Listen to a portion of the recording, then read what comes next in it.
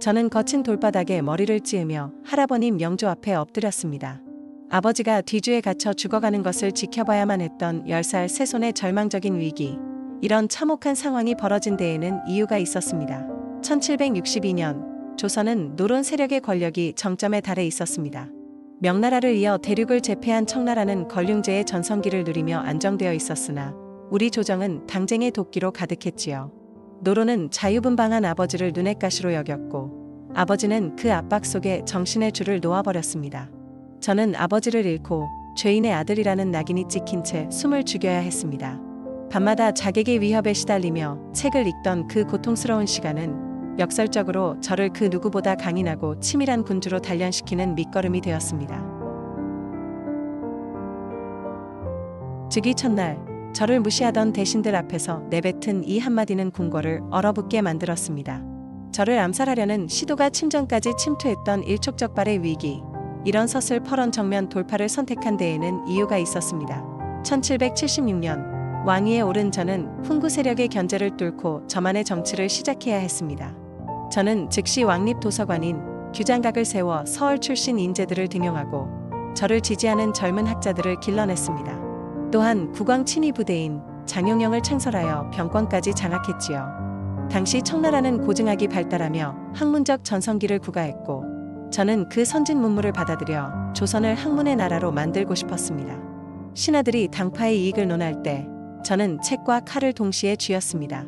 그것은 아버지를 죽음으로 몰아넣은 세력들에게 던지는 가장 우아하고도 위협적인 경고였습니다. 저는 정약용이 설계한 거중기가 거대한 바위를 들어 올리는 모습을 보며 미소 지었습니다. 낡은 권력의 심장인 한양을 벗어나 새로운 정치 거점을 세우려던 대담한 위기, 이런 천도에 가까운 신도시 건설이 추진된 데에는 이유가 있었습니다. 1790년대 저는 아버지의 묘소를 수원으로 옮기며 그곳에 완벽한 요새이자 상업도시인 화성을 건설했습니다. 명나라와 청나라의 축성 기술을 집대성하고 조선의 과학 기술을 총동원한 세기의 역작이었지요. 저는 이 신도시를 통해 왕권을 강화하고 상업을 진흥시켜 백성들이 잘 사는 나라를 만들고자 했습니다. 장윤영의 본영을 이곳에 두어 군사적 기반을 다진 것도 낡은 당쟁의 굴레를 벗어나기 위함이었습니다. 화성은 저에게 단순한 성곽이 아니었습니다. 억울하게 죽어간 아버지를 향한 효심이자 조선의 르네상스를 꽃피우겠다는 군주로서의 원대한 선언이었습니다. 저는 시전 상인들의 특권을 폐지하는 신의 통공을 선포하며 시장에 활력을 불어넣었습니다. 기득권 상인과 관료들이 결탁해 물가를 좌지우지하던 경제적 위기, 이런 파격적인 조치가 단행된 데에는 이유가 있었습니다.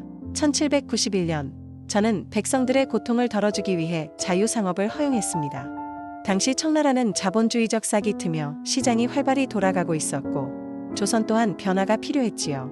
하지만 1800년 제 개혁이 절정에 달했을 때 저는 갑작스러운 고열과 종기로 자리에 누웠습니다. 오해연교 즉 오직 내 마음을 아는 것은 노론뿐이다 라는 의문의 유언을 남기고 49의 나이로 숨을 거두었을 때 조선의 봄은 멈춰버렸습니다. 제가 죽고 난 뒤 조선은 외척들의 세도정치라는 긴 어둠 속으로 빠져들었습니다. 제가 꿈꾼 강한 조선은 미완으로 남았으나 제가 남긴 화성의 달빛은 여전히 백성을 향한 제 진심을 비추고 있습니다.